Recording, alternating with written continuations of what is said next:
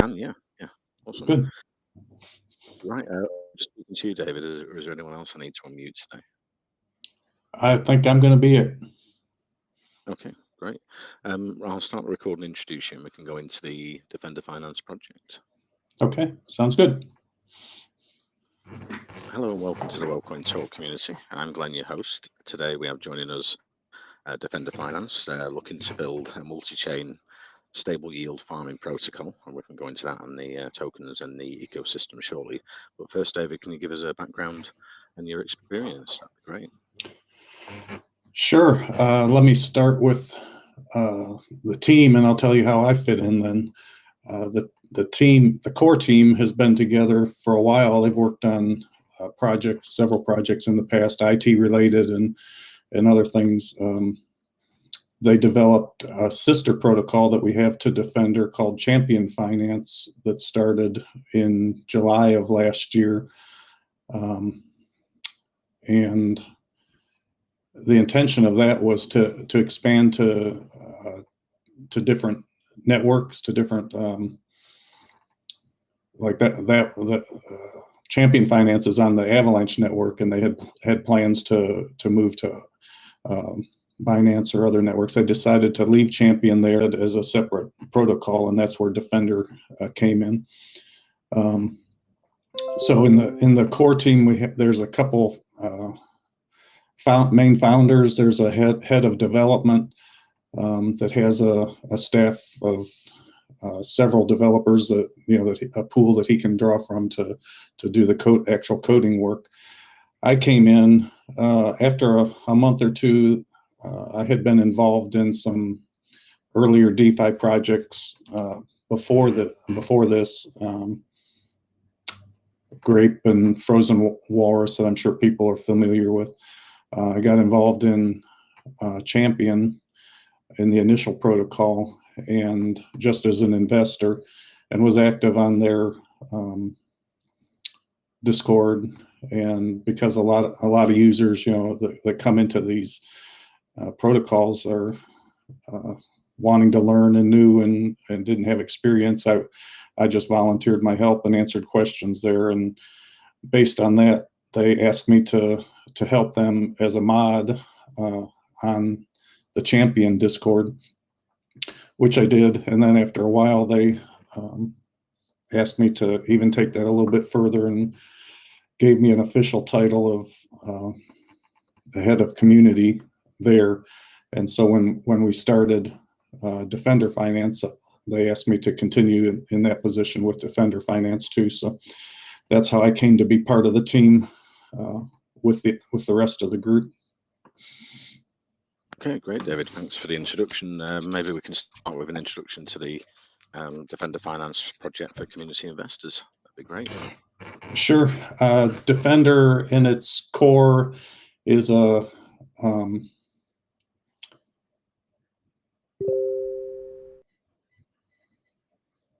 typical. You're muted. Pardon me? Here you coming through. I think it was muted a second, but go ahead.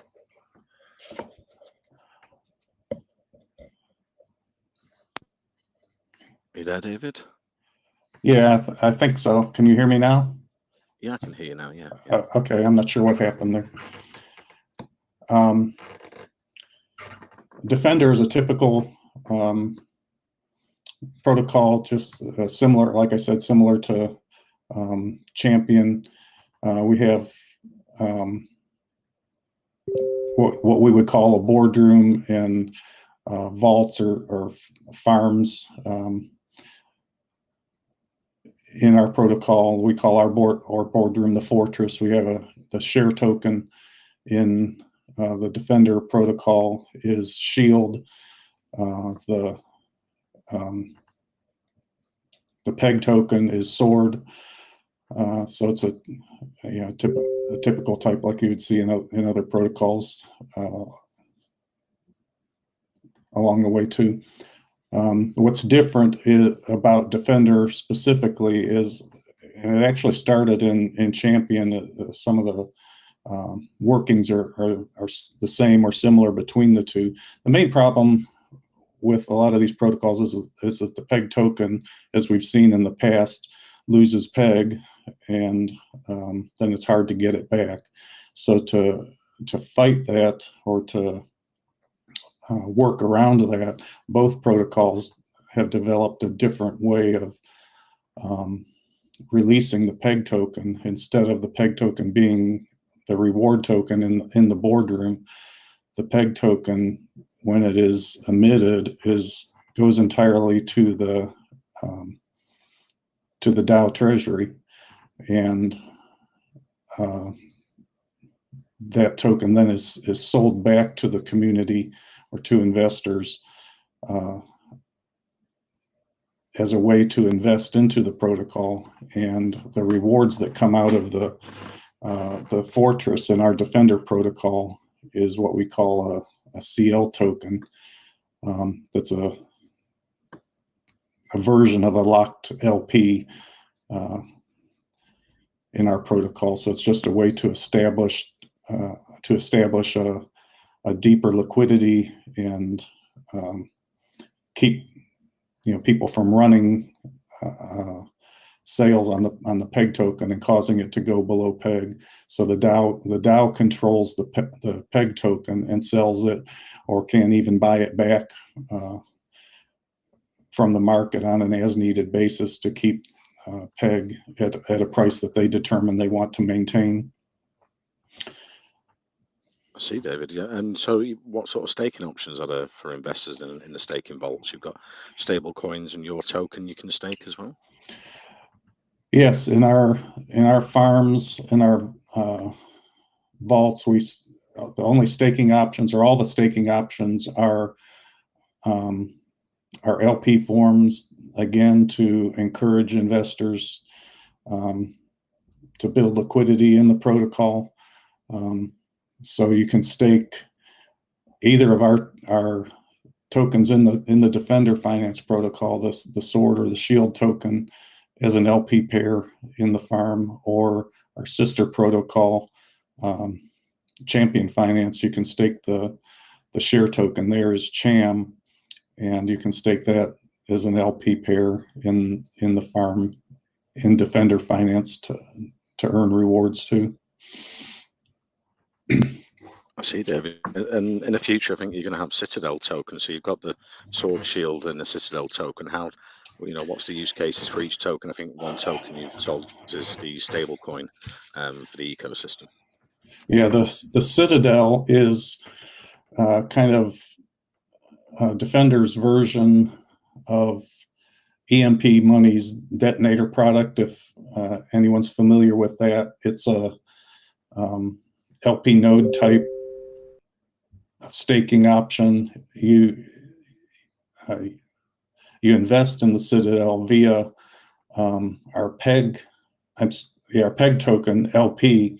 You put that into the Citadel, and you get a CL token, or a corresponding amount of CL tokens in return for that. And by investing in the Citadel, then your invested CL tokens earn additional CL tokens as a reward.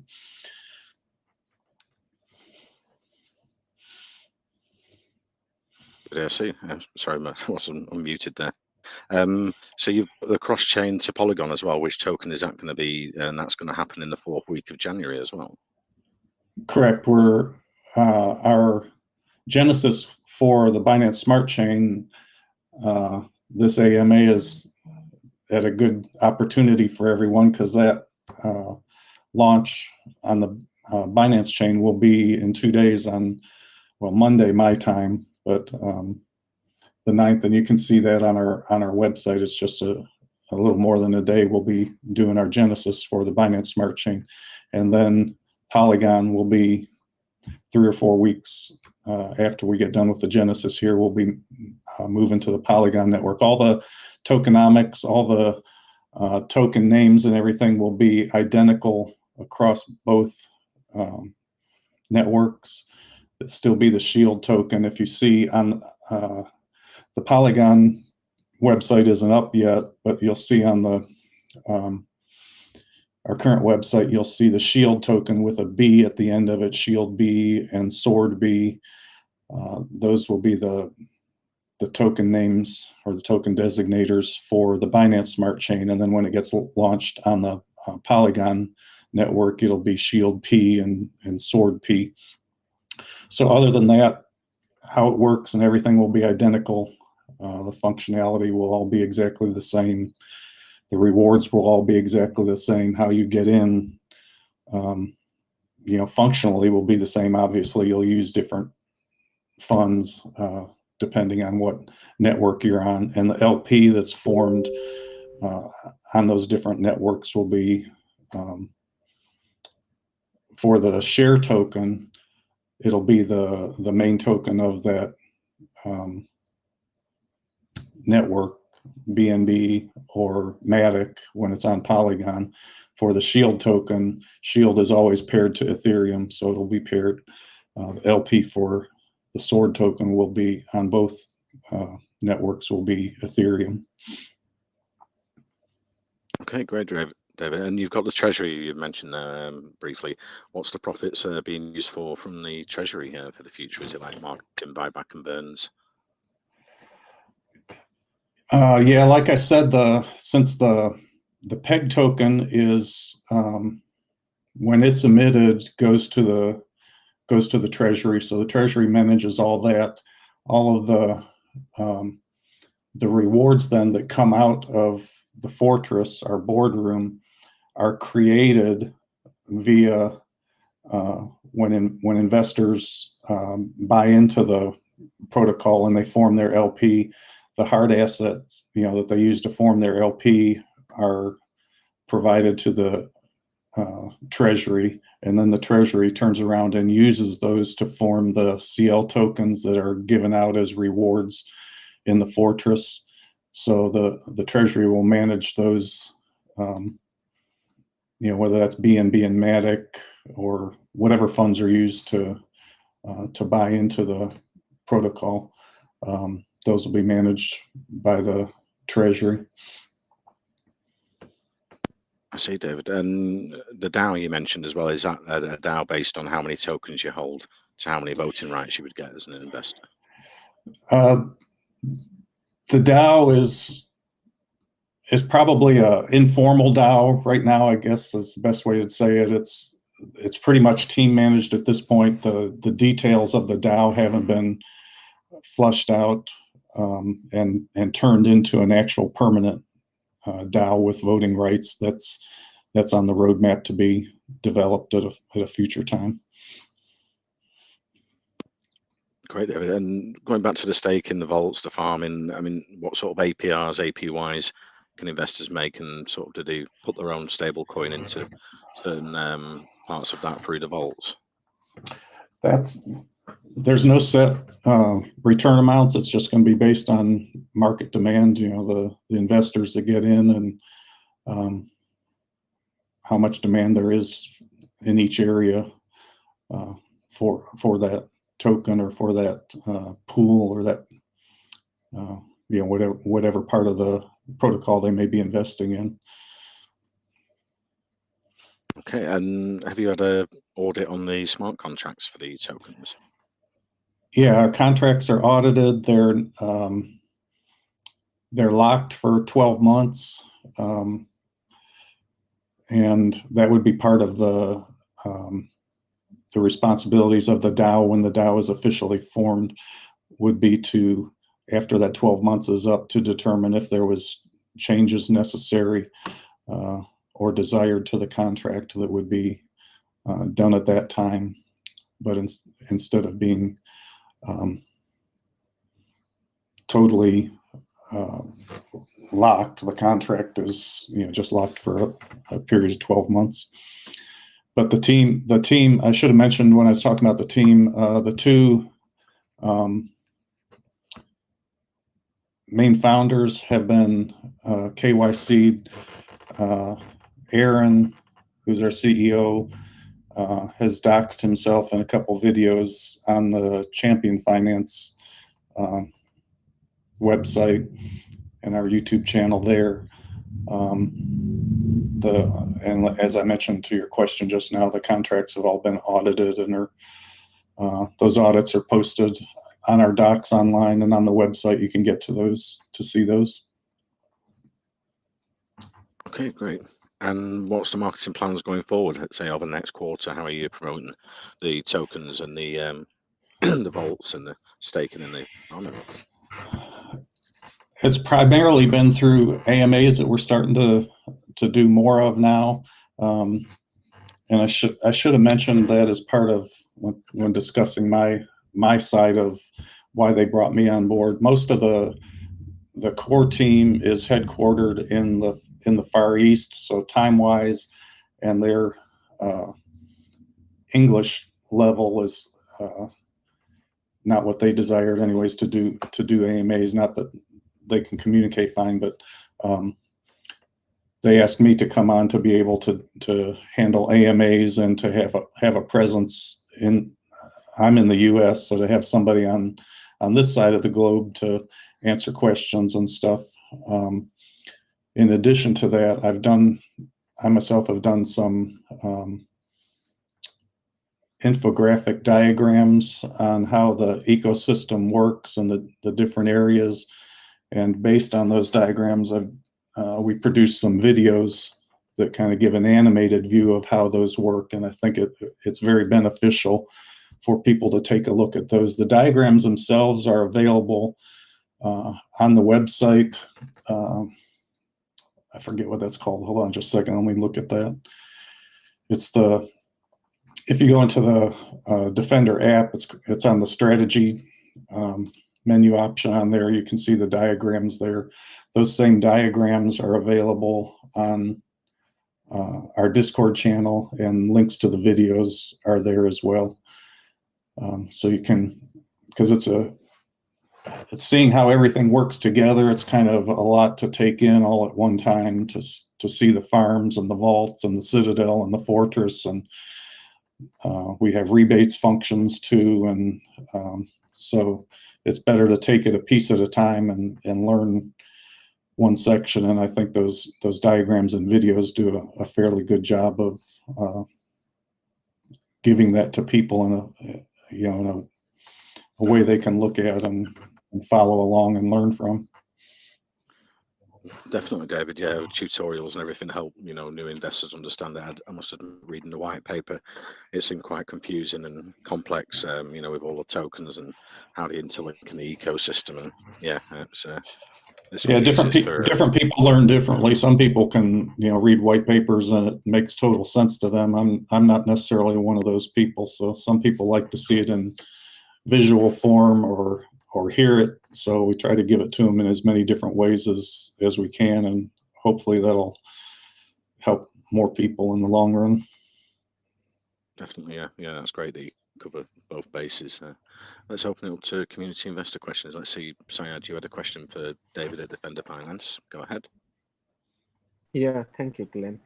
Okay, so I've read on your documents that CL token can be sold or bought on the P2P rebates function for Citadel.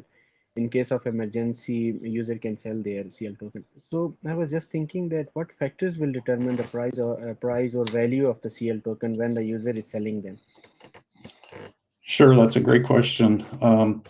Since it is a node type token, in a lot of the other protocols like Grape, for example, and their initial nodes anyways that they came out with, once you bought those, you were locked in, and that's kind of a permanent sunk cost. With our Citadel and with the peer-to-peer rebates, there is an option, a way to for the user to get back out of that investment if they choose, but as a way for the protocol to lock that investment in the protocol, although that one person may be getting out, someone else in effect has to take their place. So that's how the peer-to-peer rebates work. Someone else would come in and say, I'm willing to buy that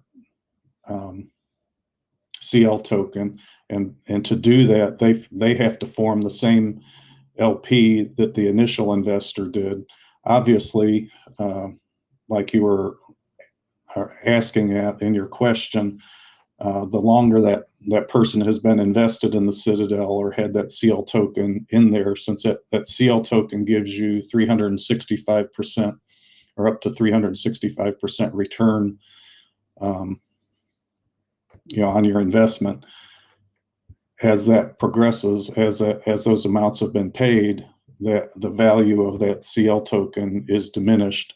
So that's the purpose of the peer-to-peer rebates, and that will be built into that function in the protocol, is to determine what that value is, and that person that's wanting to get out will have to sell their CL tokens for whatever percentage of that, and it may be less, depending on how many investors are looking to get into the protocol. They may have to sell it at a discount, but that's the option that they take, in order to get out of the Citadel. And then the person that's getting out would get their LP back that the new investor and the rebates had formed. They would get the LP that person is putting in, and then they could split that LP and and divest themselves out of the protocol if that's what they wanted. Understood. Thank you for the explanation. Over to you, Glenn. Sure. Question, Syed. Let's move to Aisha. You had a question for David at Defender Finance. Go ahead. Yeah, thanks, Glenn. So it's mentioned on your white paper that most storm fork projects don't last long. They can do great job in bull market for few months from launch. Then they lose peg and hardly recovers. And Defender Finance is providing solution by setting a fortress model. I want to ask, as storm fork projects are also using algorithmic peg, so I want to understand, how is Defender Finance algorithmic peg different and improved due to fortress model? Well, the main way they do that is through what I mentioned, that all of the peg tokens are not rewarded in the fortress. So investors in the protocol don't just get peg tokens dumped into their wallets every day. As we can see in past protocols that have launched, that ends up, a lot of people, or in effect, really most people, turn around and sell those peg tokens to take profit out of the protocol, which is understandable. But the result of that is that it drives the price of the peg token down, and it ends up going below peg, and then there aren't any rewards that are generated out of the boardroom or the fortress in our case. To avoid that, in Defender Finance, all of the peg tokens that are emitted go directly to the Treasury's wallet. The Treasury in turn sells those peg tokens back to, on the general market, to people that want to invest into Defender Finance, and they invest in Defender Finance by forming LP. So half they're going to buy the sword token, and half they're going to invest with Ethereum to form that LP. So the DAO, then the Treasury would use the Ethereum side of the LP that they're investing in to form CL tokens that would be used as the reward in the fortress. So instead of having a cycle of continuing down pressure on the price of the peg token, the price is sustainable because the price stays at a level that the Treasury maintains. They'll only sell enough tokens to meet demand, so they won't sell any more that would drive the price down. If someone does sell some sword tokens on the market that would happen to drive the price down, then the Treasury would use some of the funds in the Treasury's wallet to buy back the the sword tokens to bring the price back up to peg. So in effect, the protocol is in total control of maintaining the peg price, and it's not left up to the investors to have to do that. Understood. Thank you. Thank you so much for answering. You're welcome. Thank you for the question, Aisha. Let's move to Western Beast. You had a question for David at Defender Finance. Go ahead. Thanks, Glenn. Just one quick question. On your docs, I am seeing your workflow. From my understanding, based on the directories for the charts, I can see that someone can actually make a daily reward. But the question I wanted asking was that why is it that there is need to auto compound on a partner platform? When you say partner platform, are there others involved in the auto compound process? And how do you guys pay these guys? I'm not sure. Pay who? I didn't understand that part of the question. Okay, the auto compound on the partner platform, I can see there on your workflow, your take profit strategy.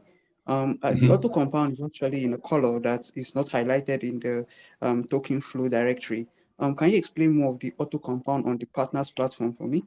Oh, okay. Yeah, the auto compound, that is going to be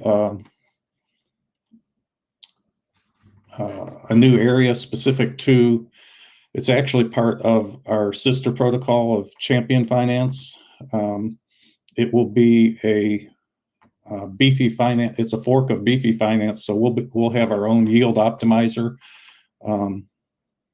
that will be a total separate product, but the governance token for that will be the CHAM token, the share token on our sister protocol on Champion, but it will provide auto compounding vaults similar to like how Beefy does on their website now. And Defender Finance will use that system for their auto compounding. And we expect that to be out within the next few days to a week. And those documents haven't been released yet, but the docs and the system should be available shortly. So that we'll have the same pools in there that are in the depot in our farms. The same LP pools that are available in the depot will be available in that yield optimizer as well, except instead of getting the shield token as rewards, like you mentioned, your investment in those vaults in that yield optimizer will just be auto compounded. Sounds really unique, David. I do have a few more questions which I will direct to your Telegram group when I have a clear train of thoughts. Wish you guys the very best, and I hope that Defender Finance stays bullish moonward. Over to you, Glenn. All right. Thank you. Appreciate it. Thank you, Weston, for the questions. Let's move to Venice. You had a question for David at Defender Finance. Go ahead.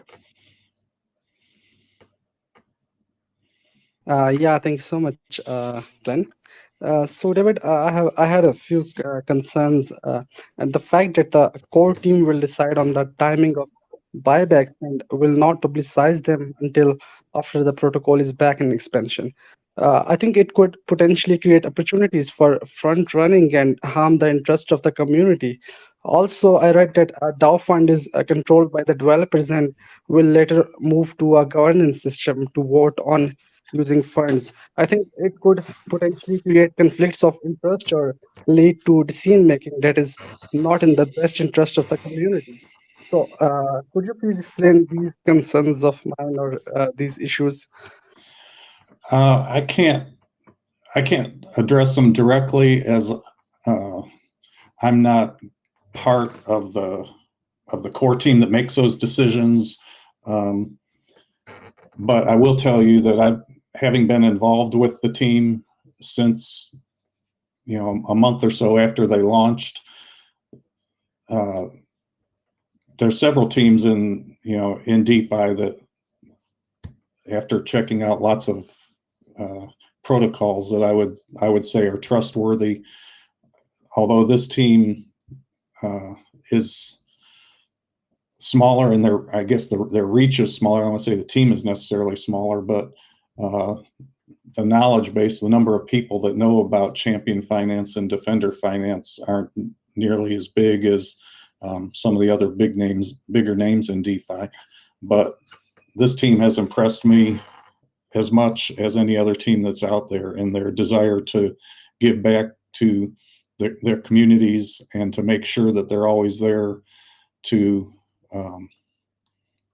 find and fix issues that are there. As most of these changes that they've made to the standard tomb model are ideas that they've come up with on their own and implemented on their own. I don't know of another protocol that's similar to Champion and Defender, where the boardrooms don't emit the peg token. That maybe Dex. I know Dex does. I haven't been involved in Dex finance, and I know they do something similar to what we do. So that might be one exception, but their willingness to make those changes, because originally Champion Finance was based on the original tomb design, and the peg tokens were emitted as rewards in the boardroom there. So anyways, I'm just saying all those things to say they've shown me a great amount of resolve and dedication to the communities here. They've made good on every promise that they've made to the community to develop something, and to develop even more above and beyond what the community's asked for, to come out with innovative ideas on how to make these protocols sustainable and profitable. And I don't have any reason to doubt that they'll continue to do that. But they're very open to talking with you. If you want to address any of these concerns directly to them, you're more than welcome to do that on our Discord. They're all available there, and you can DM them there, or even just get in the general chat and ask your questions there. I'm sure they'd answer them. Okay, David, I understand the things you shared, and thank you so much for answering my question. Sure. Thank you for the questions, Venice. Unfortunately, we've run out of time today, but it's been great speaking to David from Defender Finance. As we say, WellCoin talks for education and research purposes. We recommend the community investors check out the website, the white paper, and if you have any questions, you can join their official socials. We've got the links in our main chat. Thank you very much for coming today, David. It's been great speaking to you, and take care. Yeah, Glenn, thank you so much. We had the giveaway too of our peg token. You guys are going to handle that. Okay, awesome. I'll finish the record and send over a copy for you to share with your community, and I'll send that into the main chat for any of the community investors that couldn't join the call today. That'll be super. I really appreciate your time.